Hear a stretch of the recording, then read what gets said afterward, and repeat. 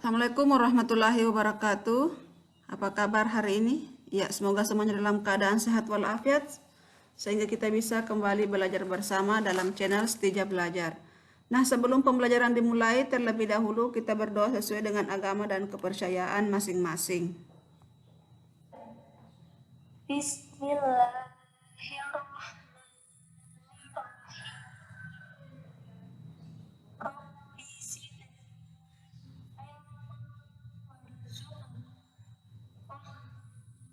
Ya, alhamdulillah pada hari ini kita sudah memasuki materinya tema 8 lingkungan sahabat kita, subtema 2 perubahan lingkungan, pembelajaran 4. Namun sebelum pembelajaran dimulai, terlebih dahulu kita melihat apa tujuan pembelajaran yang akan dicapai pada hari ini.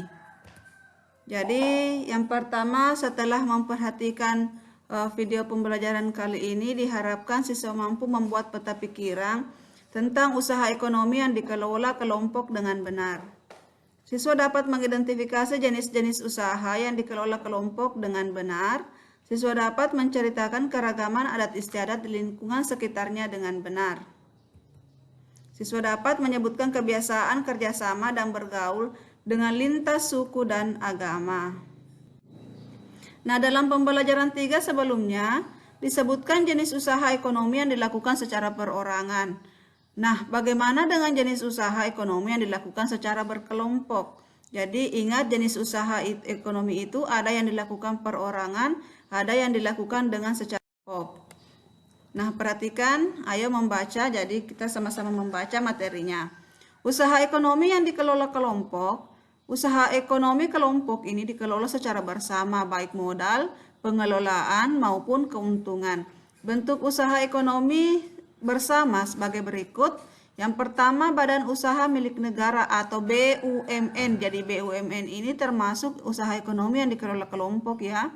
Jadi badan usaha milik negara atau BUMN atau perusahaan negara yaitu sebuah perusahaan yang seluruh atau sebagian besar modalnya dimiliki negara. BUMN dapat berbentuk perusahaan umum atau perum dan perseorangan terbatas atau persero. BUMN bergerak di bidang usaha yang bersifat strategis atau vital, misalnya bidang energi listrik dan telekomunikasi. Nah, di Indonesia juga terdapat badan usaha milik daerah BUMD atau perusahaan daerah. BUMD merupakan perusahaan yang seluruh atau sebagian besar modal dimiliki pemerintah daerah. Nah, tujuan pendirian BUMD sebagai berikut. Yang pertama, ikut melaksanakan pembangunan ekonomi daerah dan pembangunan ekonomi nasional. 2, memenuhi kebutuhan rakyat dan menyediakan lapangan kerja untuk mewujudkan masyarakat adil dan makmur. Nah, yang kedua, yang tadinya kan yang pertama BUMN ya, kemudian yang kedua Badan Usaha Milik Swasta atau BUMS. Badan usaha milik swasta merupakan perusahaan yang seluruh sahamnya dimiliki oleh swasta. Ada beberapa macam berikut. Yang pertama, firma. Firma adalah usaha ekonomi bersama yang didirikan oleh sekurangnya 2 sekutu. Pendiri firma biasanya orang-orang yang saling kenal satu dengan yang lain. Setiap anggota firma memiliki hak untuk bertindak atas nama firma. Anggota firma juga bertanggung jawab secara penuh atas risiko kerugian firma. Usaha berbentuk firma biasa bergerak di bidang layanan konsultasi hukum dan keuangan. B. Persekutuan komanditer. Persekutuan komanditer atau CV didirikan oleh sekurangnya 2 orang yang menyetorkan modal. Pada CV terdapat 2 jenis sekutu, yaitu sekutu aktif dan sekutu pasif. Sekutu aktif berperan sebagai investor dan pengelola CV. Sekutu pasif berperan sebagai investor tanpa terlibat dalam pengelolaan CV. Usaha berbentuk CV dapat dikembangkan dari firma. Ini dimungkinkan jika firma ingin memperluas usahanya dan membutuhkan banyak modal. C. Perseroan terbatas. Perseroan terbatas atau PT adalah usaha bersama yang modalnya berupa kumpulan saham. Saham diartikan sebagai bukti kepemilikan suatu perusahaan atas penyetoran modal. Setiap saham memiliki nilai nominal tertentu. Pemilik saham akan memperoleh keuntungan berupa dividen bagi perseroan yang ingin mengembangkan dan memperluas usaha sahamnya dapat diperdagangkan di pasar modal. Nah, 3. Koperasi. Di Indonesia berkembang usaha bersama yang bertujuan menyejahterakan anggotanya. Usaha yang dimaksud adalah koperasi. Berdasarkan Undang-Undang Nomor 25 Tahun 1992 tentang Perkoperasian, koperasi adalah badan usaha yang beranggotakan orang-orang atau badan hukum koperasi dengan melandaskan kegiatannya berdasarkan prinsip koperasi sekaligus gerakan ekonomi rakyat yang berdasarkan atas kekeluargaan. Koperasi sesuai dengan Undang-Undang Dasar 1945 Pasal 33 Ayat 1 yaitu bentuk perekonomian disusun atas usaha bersama berdasarkan asas kekeluargaan. Koperasi pertama kali dikembangkan oleh Dr. Andes Muhammad Hatta. Atas perannya tersebut beliau dijuluki Bapak Koperasi Indonesia. Bentuk-bentuk koperasi di Indonesia sebagai berikut. A. Koperasi konsumsi, yaitu koperasi yang menyediakan berbagai barang konsumsi untuk memenuhi kebutuhan sehari-hari. Contohnya beras, gula, minyak, sabun, peralatan rumah tangga, dan barang elektronik.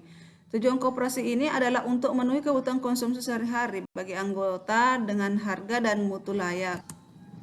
B. Koperasi simpan pinjam, yaitu koperasi yang menyediakan layanan simpan dan pinjam. Koperasi jenis ini menerima simpanan dari anggota. Selanjutnya, uang yang terkumpul dipinjamkan kepada anggota. Koperasi produksi. C. Koperasi produksi, yaitu koperasi yang menyediakan bahan baku produksi dan menyalurkan hasil produksi anggotanya. Koperasi ini beranggotakan para produsen atau pengusaha, misalnya pengusaha batik, tahu, tempe, dan sapi perah.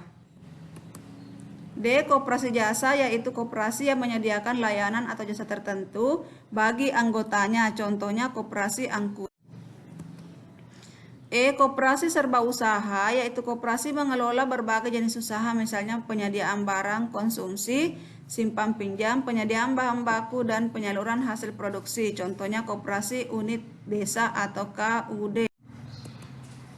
Nah, menghimpun peristiwa penting dalam teks non-fiksi. Setiap paragraf dalam teks mengandung peristiwa-peristiwa penting yang akan menambah wawasanmu. Kamu dapat menghimpun peristiwa penting dalam teks non-fiksi.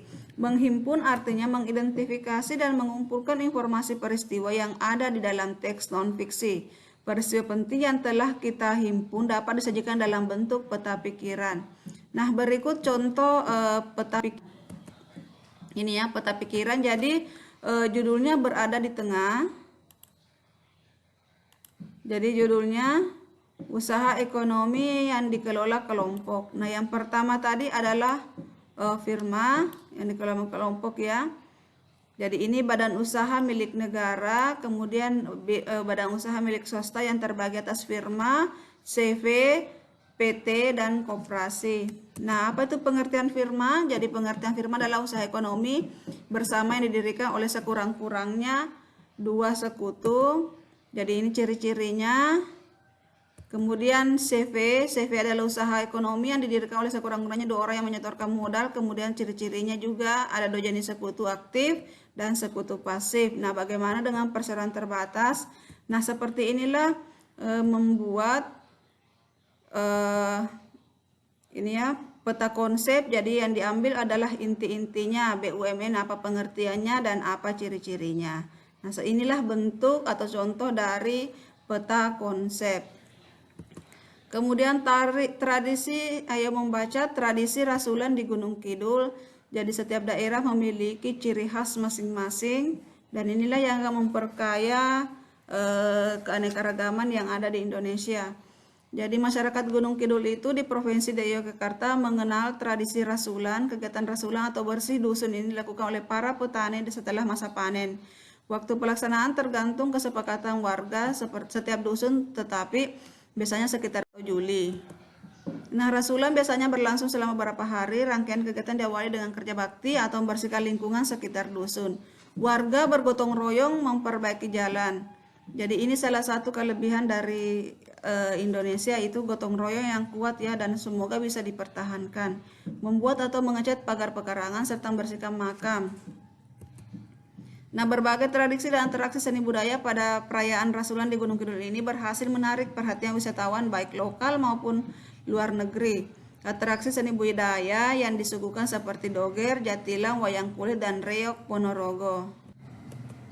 Jadi puncak keramaian acara rasulan terjadi saat diselenggarakan kegiatan kirap. Kirap adalah semacam karnaval atau arak-arakan mengelilingi desa.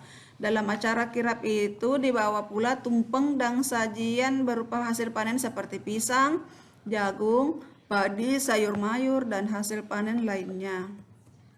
Di akhir kirap, warga melakukan doa bersama di balai dusun.